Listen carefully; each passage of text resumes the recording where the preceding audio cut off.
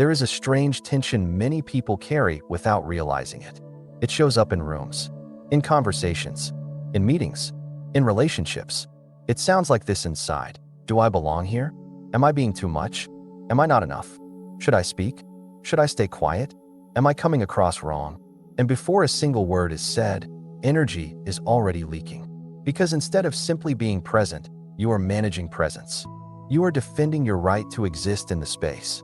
From a young age, most of us learned that space must be earned.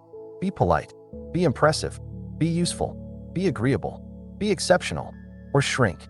And so we developed strategies. Some people became louder. Some became quieter. Some became funny. Some became competent. Some became invisible. All of it was an attempt to stabilize our position, to justify our presence. But what if presence does not need justification? What if taking up space is not something you have to defend? When ego runs your energy, space feels competitive. If someone speaks confidently, you feel smaller. If someone disagrees, you feel threatened. If someone outperforms you, you contract. Your nervous system tightens because identity is involved. Space becomes territory, and territory must be guarded. So you brace. You sharpen your tone. You rehearse responses. You interrupt, or you withdraw completely. Either way, you are defending, and defense consumes energy. Now imagine something different. You walk into a room. You are not trying to dominate it. You are not trying to disappear in it. You are simply there, breathing steady, listening fully, responding when needed. No internal argument about whether you belong. No mental scoreboard tracking status. Just participation. That is taking up space without defending it. And it is powerful. The mind often confuses defense with strength. It believes that if you are not asserting constantly, you will be erased. But strength does not require constant assertion. It requires stability. When you are stable internally, you don't need to inflate or shrink. You don't need to correct every misperception. You don't need to respond to every challenge. You don't need to prove competence in every interaction. You know who you are without narrating it. And because of that, your presence becomes steady. Look at the body when ego is defending space. Shoulders tense, breath shallow, jaw tight, voice slightly forced. There is subtle aggression, even if you are quiet. You are guarding. Now look at the body when defense drops. Posture natural, breath deep, eyes relaxed, voice clear but unforced. You are not braced. And that lack of bracing reads as confidence. Not loud confidence, grounded confidence, the kind that doesn't need reinforcement. This changes how you speak. When defending space, you over-explain. You justify your ideas before presenting them. You soften statements unnecessarily or sharpen them too aggressively. You try to anticipate disagreement before it arrives. But when you are not defending, speech becomes clean. You say what you mean. You don't overcompensate. You don't shrink the message. You don't inflate it. And because there is no internal panic, your tone stays even. Even disagreement doesn't destabilize you. Because disagreement is not erasure. It is difference.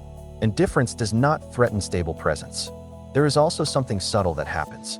When you stop defending space, you actually perceive more. Defense narrows awareness. You are so focused on protecting position that you miss nuance.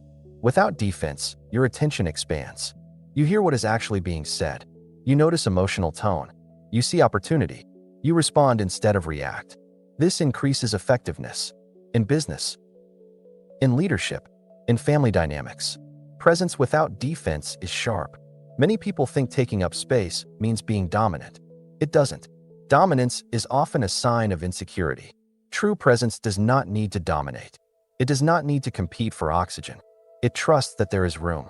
When ego is quiet, space is not scarce. There is enough for everyone. That understanding removes urgency. And urgency is often what makes us tense. Let's bring this into something practical. Imagine negotiating something important. If you are defending space, every pushback feels personal. You feel your identity tighten. You either push harder than necessary or retreat prematurely. But if you are grounded, negotiation becomes problem solving. You are not fighting for status. You are aligning interests. You can hold your line calmly. You can say no without apology. You can walk away without collapse. Because your value is not fluctuating with the outcome. That steadiness shifts dynamics. People sense when someone is not desperate, not aggressive, just stable. and stability influences outcomes. This applies deeply in relationships. How many arguments are really about defending space? You didn't listen to me. You don't value me. You dismissed me. Underneath most conflict is fear of being minimized. When you are not defending identity, you can listen without shrinking. You can apologize without losing status. You can express frustration without attacking. You can stand firm without escalating. Because your presence is not fragile. It does not collapse under pressure. It does not require constant reinforcement. And when one person in a relationship stops defending, tension drops significantly. Defense feeds defense. Stability invites stability. There is something important here. Taking up space without defending it does not mean tolerating disrespect. It does not mean allowing yourself to be overridden. It means responding without ego tension. You can set boundaries cleanly. You can remove yourself from situations. You can protect your time and energy. But you do it without emotional flair. You don't need to prove strength. You simply act. That simplicity is powerful. The fear many people have is this: if I stop defending myself, won't people walk all over me? But look closely. When you are grounded, your responses are faster, clearer, less apologetic. You don't hesitate. You don't overthink. You don't internalize. You simply correct. And correction without emotional charge is effective. It does not invite escalation. It ends situations cleanly. Defense escalates. Clarity stabilizes. This also shifts how you handle success. When ego defends space, success becomes something to guard. You worry about losing position. You feel threatened by competition. You cling. But when you are not defending identity, success is simply a phase. You handle it responsibly. You build on it. But you are not clinging to status. And that lack of clinging keeps you adaptable. Adaptability is long-term strength. Rigid defense is short-term tension. Let's talk about leadership again. The most stable leaders do not constantly remind others of their authority. They don't need to. Their presence speaks through consistency. When they enter a room, they are not scanning for threat. They are scanning for direction. They don't shrink from challenge.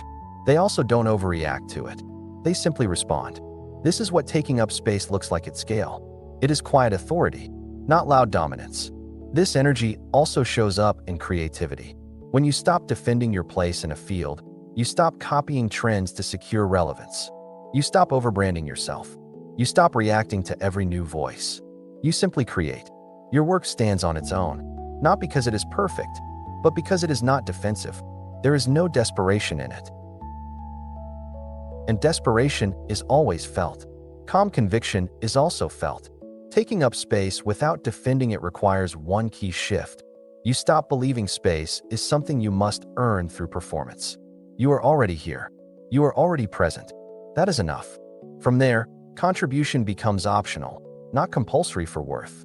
And when contribution is optional, it becomes higher quality. Because you are not forcing it. You are choosing it.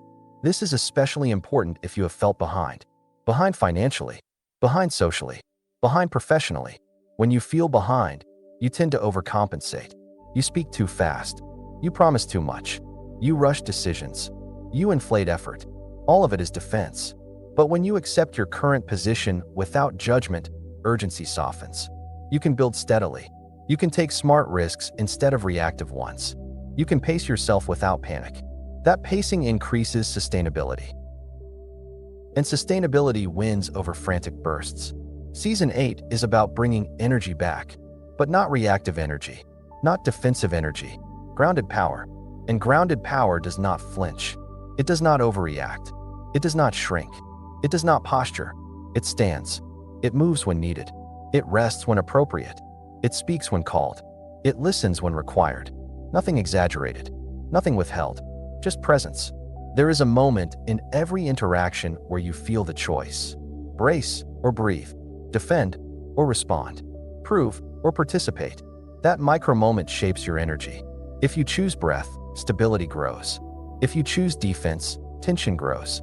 The more you choose stability, the easier it becomes. Because your nervous system learns that space is not dangerous. And when space feels safe, you stop fighting it. You inhabit it.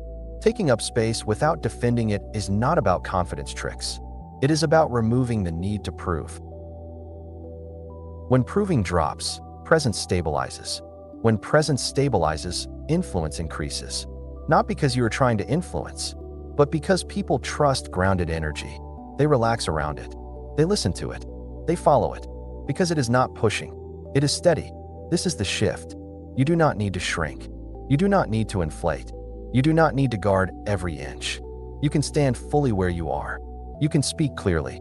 You can move forward without defense. And that saves enormous energy. Energy that can now be used to build, to create, to lead, to love, to continue. If this episode helped you feel steadier in your presence, stay with the season.